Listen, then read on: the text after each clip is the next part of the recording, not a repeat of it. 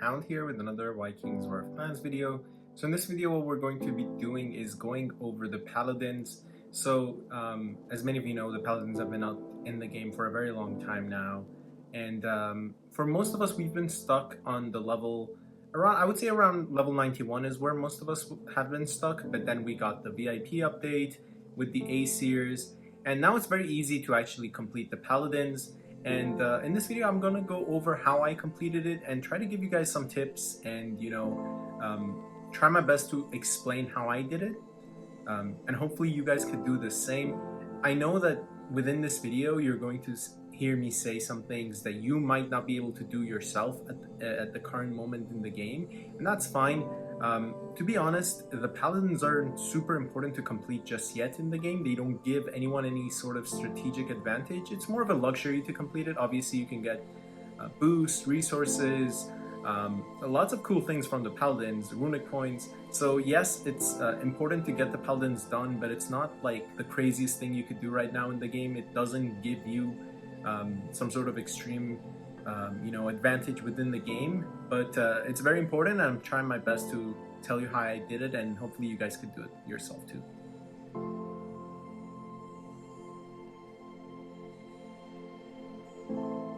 So the first thing we need to do is understand the Paladins, and by understanding the Paladins, I mean you need to understand the way the Paladins repeat. So every 5 levels, the Paladins repeat in the same order. So we have melee, ranged, cavalry, killer, siege. So every 5 level of Paladins that you kill, you go melee, ranged, cavalry, killer, siege. If you start from level 1, obviously. That's how we're talking about it. So melee, ranged, cavalry, killer, siege. Now what you need to understand is the counter troop to each of these. So obviously, it's very simple to say what the counter troop to melee is. Everyone really knows it's siege. So what I mean by counter troop, it's the troop that gives you 50% troop offense against that specific troop type. So if we're talking about the counter troops, we would be going siege, cavalry, melee, ranged, killer, right? That's the 5 troop types that you need to counter every level of Paladins. Now, I have to cut myself short here and say this. I know that many people don't have all troop types completed.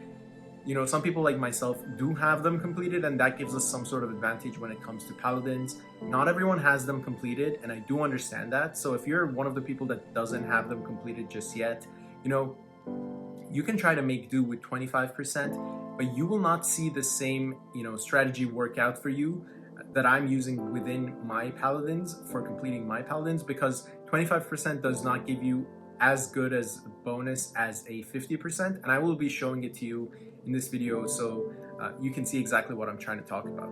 But essentially, understanding the Paladins, they change every 5 levels, and they go in the same order. So if you have all troop types, you can try to counter them with 50%, which would be great.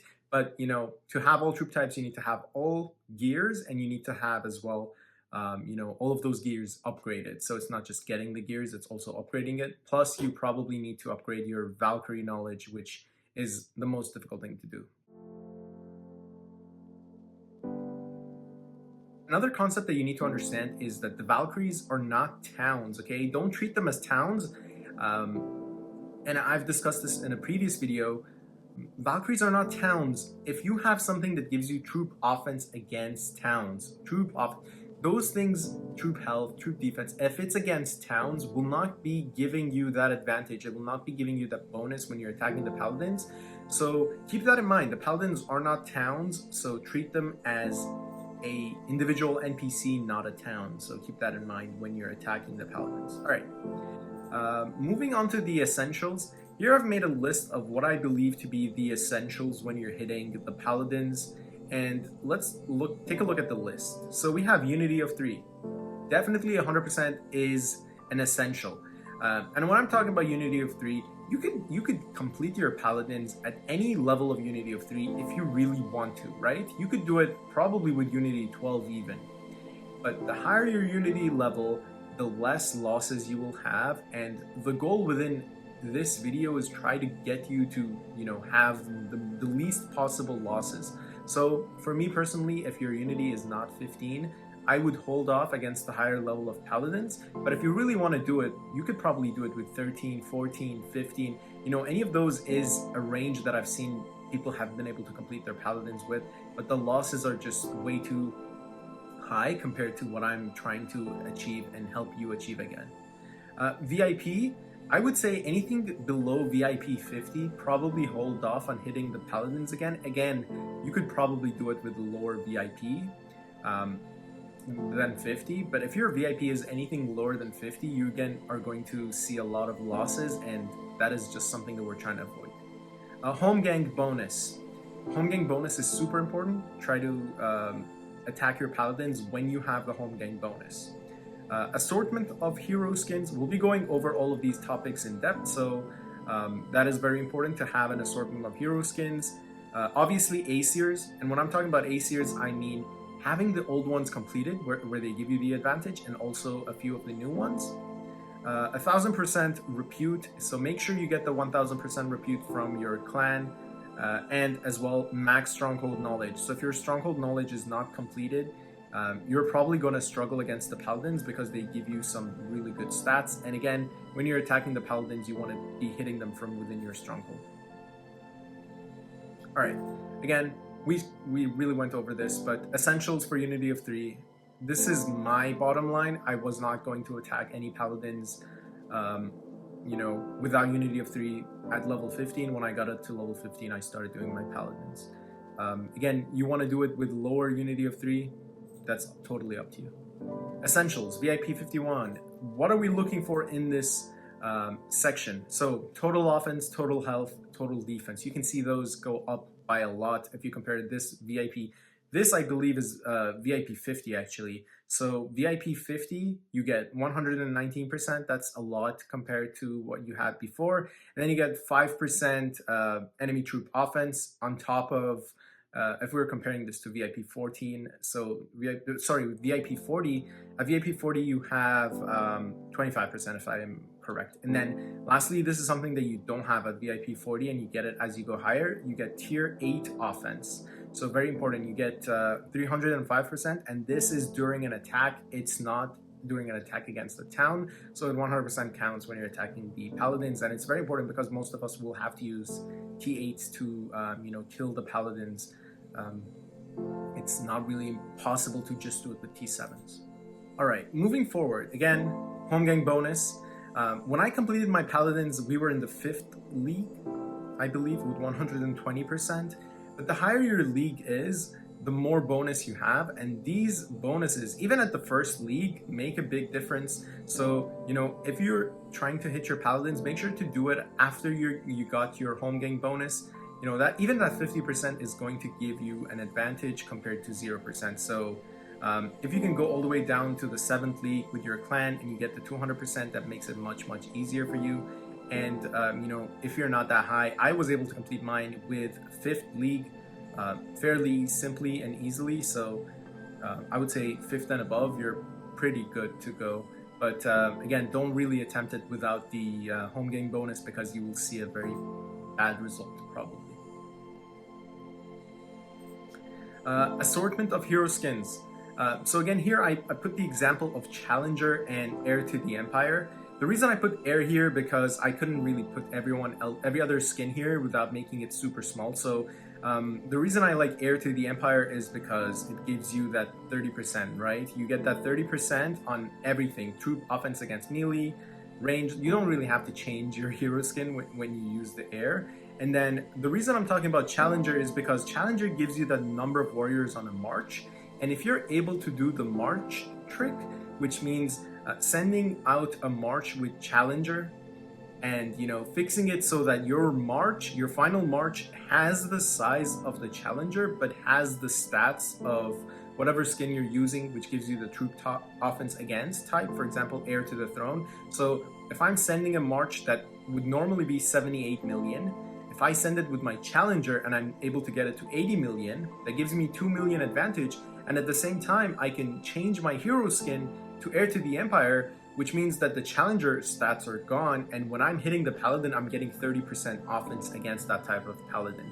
And that's going to give me a lot of advantage because now I have that Challenger march size, and I also have the Heir to the Empire 30% offense against type. There's better skins to use, obviously. There's other Asgard skins that give you much higher stats by giving you troop type stats and then giving you the counter to the troop type. So for example, there's a cavalry one that gives you offense against ranged, and if you use that for the ranged,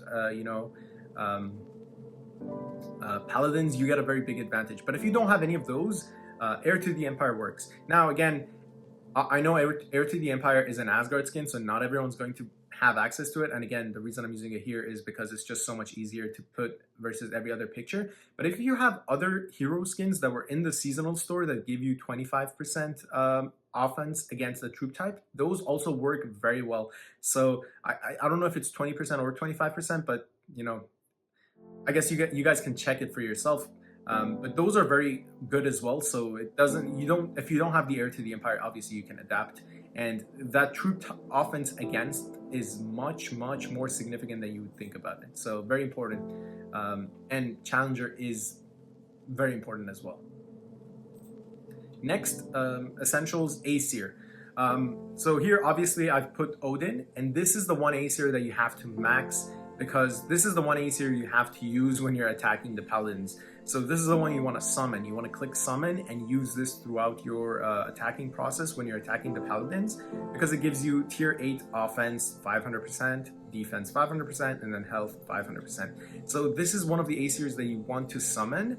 Now, the reason I didn't include any other Aesirs is because that's probably preferential to you. Obviously, try your best to upgrade the old Aesirs. They give you a very big advantage because of their permanent bonuses. But in terms of summoning, you're probably much better off using the Odin Aesir versus those, even though they give you troop type stats. This just gives you a much bigger advantage, and I've used those different types of Aesirs comparatively, and my results with Odin are much more significant and way better in the end for me. So definitely summon Odin if you can, collect shards and upgrade it. This probably is going to cost you around 1.1 billion shards or something like that. So it's worth it at the end. And if you're fighting for any event and you're using T8s, Odin will come in handy, so it's not a waste of shards. And it's a very good investment. So definitely use Odin when you're attacking the Paladins. Lastly, for Essentials, we're talking about 1000% reputes. Try your best to get this. Again, as an example, I have the Manslayer one. You could go for any other repute that, if you're using a different type of troop type, go for that troop, and base it on whatever troop type you're using to attack. So if I'm attacking a melee Paladin cohort that I'm using my Siege, I would go for the Siege 1000%. But as an example, use this instead of the 500%. That's going to give you obviously a lot of stats. So, goes without saying. All right. Lastly, and this is very important, spend time looking for the easier cohorts, because the game by default might just throw you much more difficult cohorts than you need to be hitting. Now, in terms of levels, we obviously have a chart here. Probably is very small for you guys to see, but I'll attach one of this to my Discord server so you can find it there. Just to give you guys the ballpark, for most of you that are able to complete it before level 86, so I didn't mention it, but level 86 to 90, look for cohorts between 60 to 65 billion influence, and probably at this level you can still only use T7s and be fine. Level 91 to 95, look for 90 to 100 billion. Don't go for anything higher. If you can obviously find anything lower, go for that, but I don't think there's anything lower than 90, at 91 to 95. When I was doing mine, I think I got pretty low numbers, so 100 is probably an over-exaggeration, but don't go anything higher than 100 for sure. And then level 96 to 100, try your best to look for 110 to 120 billion. They're going to show you something like 143, 130. Try your best to steer away from those, because those are going to just cost you an extra troop. And this is very easy to do. I mean, when I was doing it, all I would do is the 15 minutes that I had taken one rep, I would be looking for the next Paladin, cohort by the time my rep expired, because I was changing my troop type, so it was much easier for me to find it. It didn't take me anything more than, 15 minutes to find a cohort within this range, and it just reduced my cost by a lot. So it's really worth going for that. So definitely spend your time looking for the easier cohorts. All right, and here is my experience doing the Paladins. I'm not gonna say this is the best thing ever. What I was trying to do here was split my march, so I had 40 million T8s within every attack, and the rest of it was T7s. And what I did here was obviously send out and switch, so I was having the Challenger march size and using the Heir to the Throne for myself, and that just made it so much easier for me because I would get the 30% offense against type. And by doing a split between T7s and T8s, what I was doing essentially was using my T7s as a meat shield for my T8s, so I wouldn't be losing T8s and wasting shards. But again, I do have the advantage of changing troop types, which I understand that not everyone has.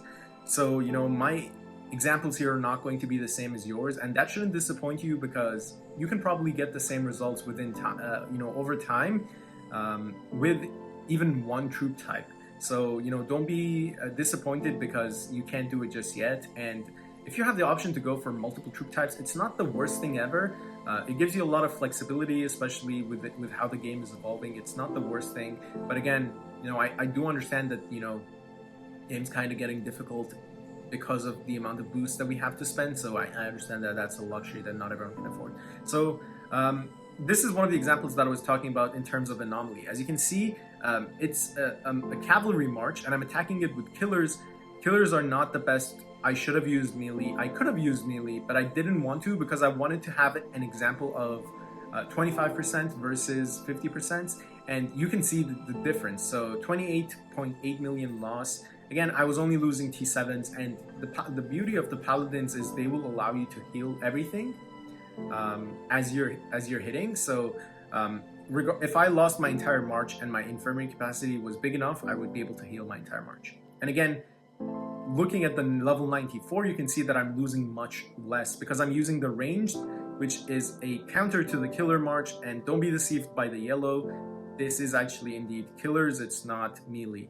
So again, ranged versus killers, I lost much less troops compared to the previous example, which was at level 93, where it was killers versus cav for that 25%. And you can see as we went higher in the levels, I lost less because of the advantage of the 50%. Again, I was using the trick where I was able to change my march size and then switch back to get me the offense against type. And yeah, again, I did the 40 million T8s followed by whatever space that I had left on T7s. Now, one thing to note is despite me having the T7 knowledge on the ranged troop type, I don't have the T8 knowledge.